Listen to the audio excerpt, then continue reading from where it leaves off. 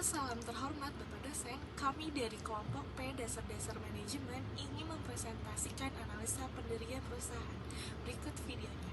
Lingkungan memiliki makna yang sangat penting bagi perusahaan dan juga dapat berdampak pada berbagai aspek operasional, strategis, dan juga keberlangsungan perusahaan.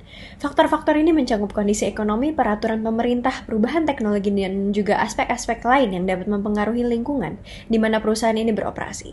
Secara teknis, lingkungan dibagi menjadi dua, yaitu lingkungan internal dan juga eksternal. Saya akan menjelaskan tentang faktor internal dan juga eksternal dalam usaha air minum ini. Yang pertama adalah dari faktor internal, yaitu kekuatan karyawan yang berkompeten dan juga berpengalaman. Yang kedua adalah teknologi yang sudah cukup untuk menunjang produksi. Dan yang ketiga adalah juga modal yang cukup untuk bisa membantu proses produksi. Yang kedua adalah kelemahan. Kelemahan adalah ketergantungan pada beberapa pemasok bahan baku. Yang kedua, kurangnya keberlanjutan lingkungan dalam proses produksi. Dan yang ketiga adalah sistem manajemen yang belum terintegrasi sepenuhnya.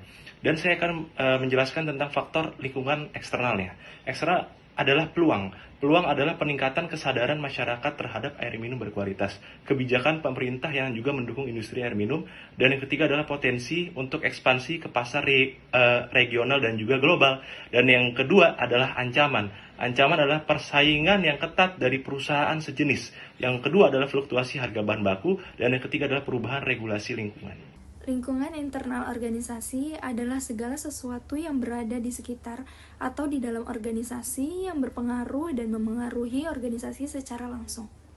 Perancangan struktur dan budaya organisasi. Yang pertama meliputi CEO, kemudian dilanjut oleh manajer produksi, pemasaran, dan manajer sumber daya manusia. Dilanjut oleh budaya organisasi. Perusahaan kami akan fokus pada kualitas produk, lalu kemudian tetap berinovasi dan keterbukaan terhadap pendapat oleh produk kami dan kepedulian terhadap lingkungan. Faktor komunikasi.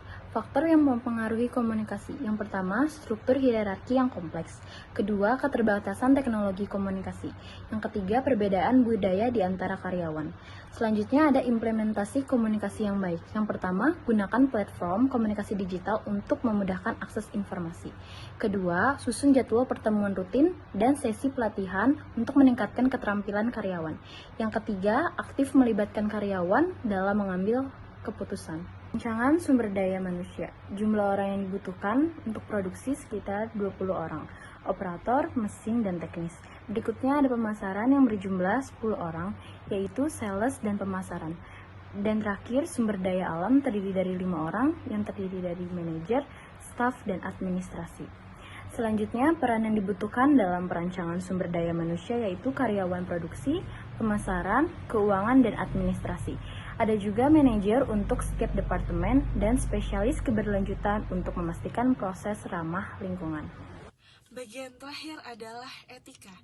Untuk pertama, aspek etika. Menjamin keamanan dan kualitas air minum, meminimalkan dampak ekologis, memastikan keadilan dalam pengajian dan promosi.